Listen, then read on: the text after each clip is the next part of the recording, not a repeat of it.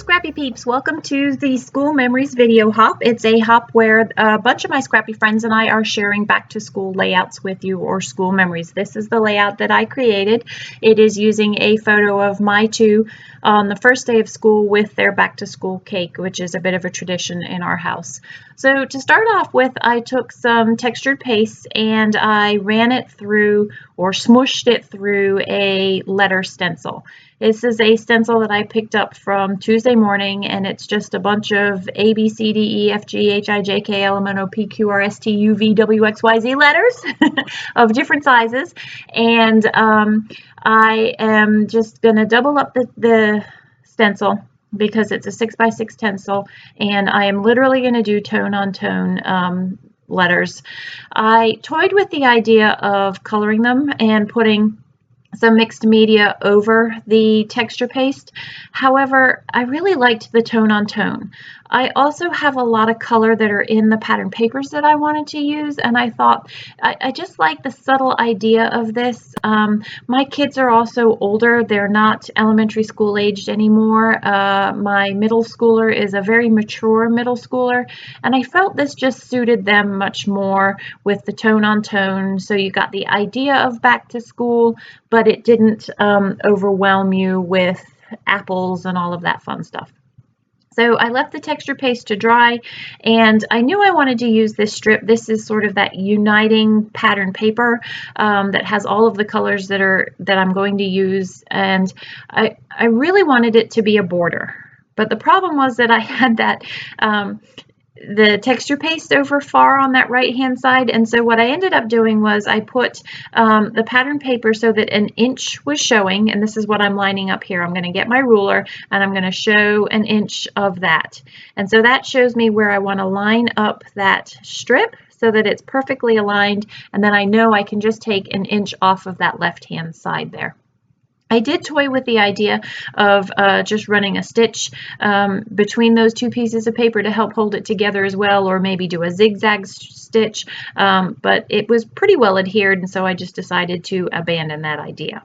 So influenced by the stencil is how I chose to do my title. I took a bunch of thickers and letters. Most of them are thickers. Some of them are from Cocoa Daisy. Some of the letters are from really old Fancy Pants? It's not Fancy Pants. Anyway, I took a bunch of chipboard letter stickers, foam letter stickers, and I used all of the colors that were in the collection. So red, yellow, blue, and green, and I wanted different shapes and different sizes, and I didn't want cursive though. I did want script letters, and I just arranged them so that they spelled back to school. And you'll see that I end up swapping out a few of the letters from beginning to end because I wanted some more texture behind this down here, and so I ended up having to lift the letters and set them down on the background that I'm going to put them on, and in the process of doing so you couldn't read some of the letters. So here we go, solving a problem that already had writing on it, but I really wanted that notebook. So what I did was I took another piece of grid paper and I cut it down to the same size, and I used my American Craft punches and punched out what looked like that torn notebook paper, and I am just going to overlay that on top of the writing so that I can cover that up but still have that blue and still have that same look. So this is the punch. I had a hard time lining that up because I used such a skinny piece of paper that you couldn't really read the guides, but it worked, and there you go. So that is a way that if you have an embellishment that you really like and you're like part of, you can kind of just cover that up. I could have used that as a journaling spot as well somewhere else on the layout. However, I really liked it as a background to tie together. Those letters just look like they're floating there and they needed grounding, and so by putting some things behind them that sort of ran off on a page, I was able to ground those letters and have my title be the way that it is. I still needed something else because it didn't encompass the whole width of the title, and I really liked that notebook paper from Simple Stories, but it was the wrong color. I knew I wanted a green or something different. So this is an Echo Park. It's actually from a back to school collection. This is an older, it's a 6x6 pattern paper pad from Tuesday morning from one of my latest hauls. The rest of the pattern paper that I'm going to use are, they're actually from one of my Scraproom kits, the latest Scraproom kits, and it is also Echo Park. So all of what I'm using here really is Echo Park. It's just of varying vintages. Actually, one is new, and the other is probably a little bit older. So I remembered how I actually took a photo of how I laid these out, the letters, and I'm going to rearrange them just as I had them on top of the background that I put. And you can see how it ties together the page a little bit more and creates a little bit more unity in the page there. And then I want to add some more color to this photo, and so I'm just going to do various backings and paper layers behind the photo.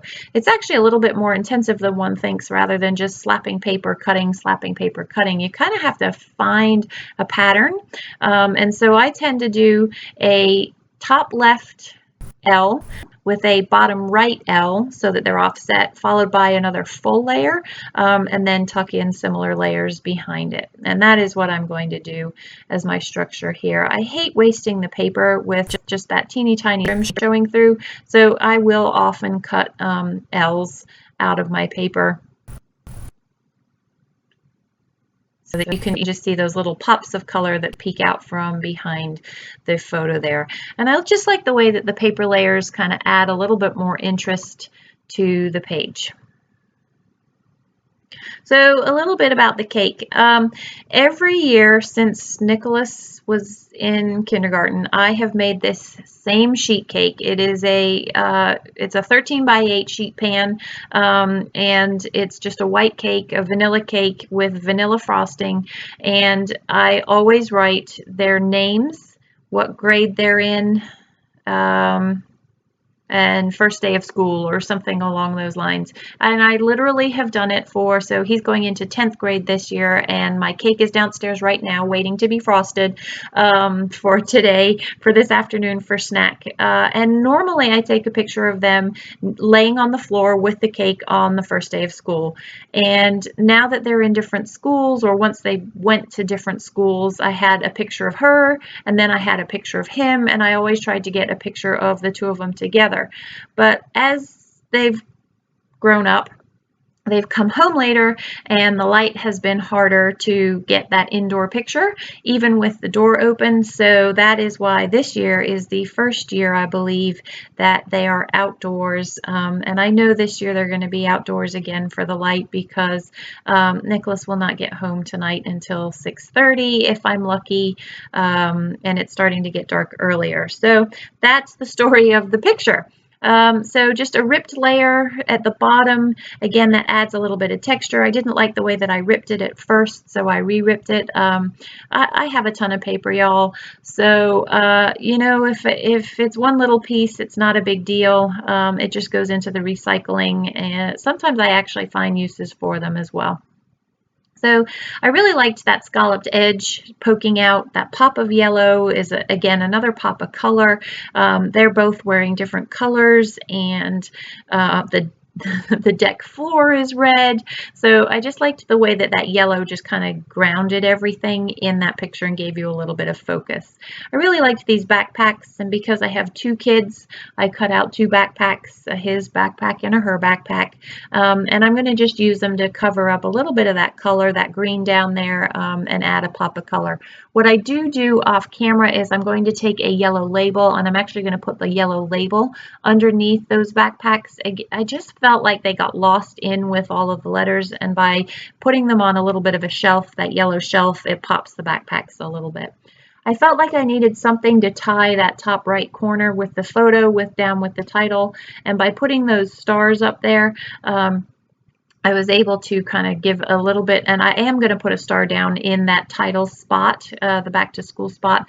I am able to unite those two a little bit as well. So you can see that the texture paste background is very, very subtle. You can barely see it. And in fact, if I didn't point it out, I don't think you would know watching on the video. But you can see in the close-ups much better that tone-on-tone texture. And again, it's subtle, but it sets the tone for why I did the title the way that I did. So I'm just digging through some planner stickers here, again for pops of color. I have all of that color in that diagonal stripe down the right hand side, and I want to unite everything together and just add a little bit of fun to the page.